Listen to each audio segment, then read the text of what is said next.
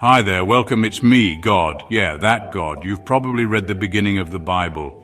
In the beginning, God created the heavens and the earth. Well, that was me. And let me tell you, creating a universe, not as simple as it sounds, but don't you worry, I'll walk you through it. 6 days, one world, no mistakes. Yes, you heard me right, I made the world. The stars, the moon, your grandma, and even those kittens you love so much. Yeah, I see you watching funny YouTube videos while you're supposed to be working, and then your boss wonders why those Friday reports weren't turned in on time. Yeah, I see all. And I was the first to see it all. I see you when you're sleeping and when you're awake. I'm the original gift giver, not that guy in the red suit, but somehow nowadays he's the one getting all the glory. Just a quick side note, I created him too. And by the way, sorry to say that I even created mosquitoes. Still not sure about that one. That might just be my only regret. Those little critters don't respect anything, not even their creator. You should see my legs after a moonlight stroll, but why am I creating this video now, you ask? Well, I thought it was time I shared my side of the story. After all, Adam and Eve already got to speak. Even Cain and Abel got their chance. Well, now it's my turn. By the way, go check out their videos. They're going viral on Heavenly Tube. How did I create the entire world in 6 days, you ask? Did I have help? No, I did not. No funding, no team, no coffee, just me, a voice, and a whole lot of creativity. So buckle up. This is Genesis Creator's Cut. So it all started with nothing, like nothing, not even background noise, just awkward cosmic silence. I looked at the emptiness and said, "Let there be light," and boom, light exploded into the void like I hit the universe's on switch. No sun yet, mind you, just raw, radiant starter pack light. It was good, real good, and I said, let's call this part day, and the other part where the light goes, night. Fun fact, this was before clocks. So I also invented time that day. You're welcome schedules, end of day 1, productivity level, heavenly. Next day I thought, you know what this light and dark show needs? A backdrop. So I created the sky, split the waters, some went above, some below, and bam, atmosphere. I called it firmament, but let's be honest, I just invented the weather app. Blue skies, floating clouds, and oxygen, which, by the way, humans didn't even appreciate until thousands of years later. Typical. It was peaceful except for the humidity. I was still fine-tuning that. Day 3, time to spice things up. I gathered the waters into one place, called it sea. The dry stuff, that became land. It was still kind of plain, so I said, let the earth grow things, and suddenly forests, flowers, fields, fruit, vegetables. I got carried away, made strawberries, mangoes, wheat, also kale, though I'm not entirely sure why. Probably a test. Grapes, 10 out of 10. Coconuts, weirdly hard to open, but fun. And don't even get me started on pineapples. I made those with a blindfold on for fun. Now, day 4 was my let's get decorative phase. I made the sun for daytime, the moon for night, and stars, millions of them. Threw them across the sky like glitter at a birthday party. Comets, shooting stars, constellations that kind of look like animals if you squint, all me. Oh, and I programmed them to track time, seasons, days, years. So basically I made calendars with style. You're welcome again.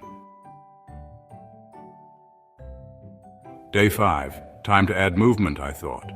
And so I set forth to fill the oceans with fish of all colors and kinds. I created big fish, small fish, glow-in-the-dark fish. A fish with a bad memory and a fish with a small fin, amongst others, and also an octopus. You ask why I didn't stop there? Well, I guess I was in a creative mood. Then I made birds, colorful birds, fast birds, big birds, birds with feathers fancier than royal robes. Peacocks, yes, pelicans, sure, seagulls, and talking parrot.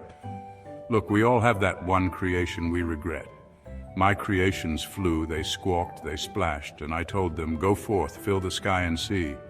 And they did, and might I say very loudly. Now this was a big day.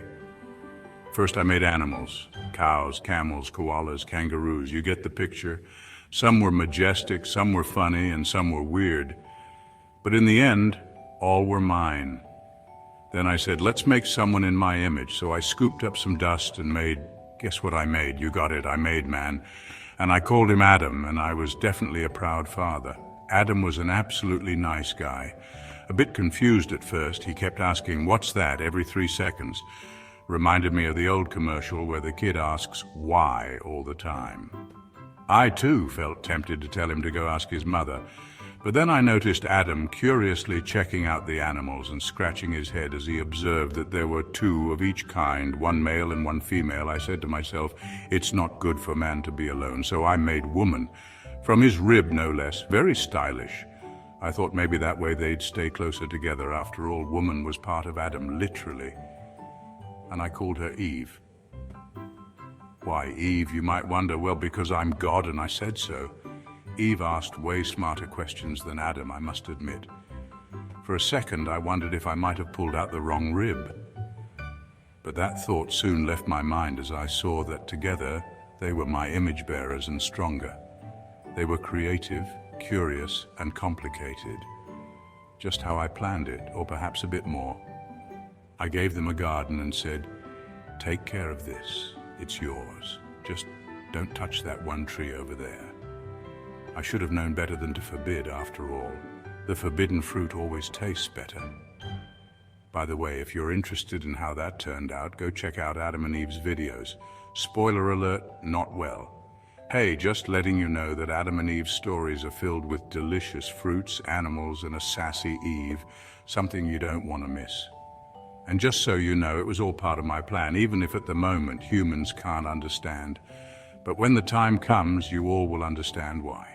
Wait, I almost forgot the most important part of the story.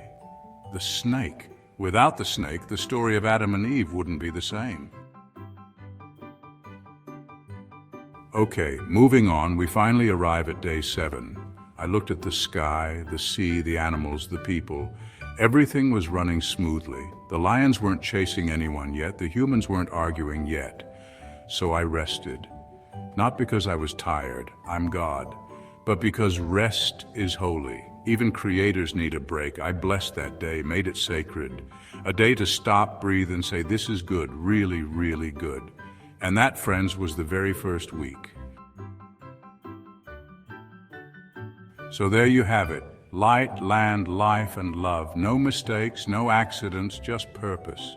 From stars to squirrels, sunsets to souls, every bit of it was made with intention, including you.